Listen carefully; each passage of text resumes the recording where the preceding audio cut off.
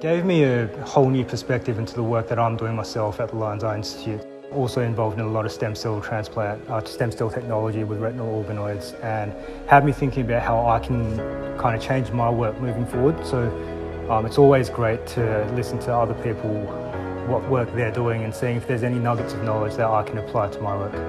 I really enjoyed the event. Professor Lyndon da Cruz is such a great speaker, and it's so valuable to have him here as a leader in his field.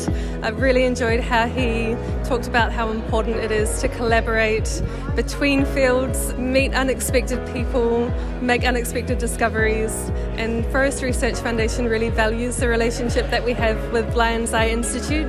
Loads of top researchers in both organisations, and we're really enjoying getting to know one another and finding new opportunities for collaboration.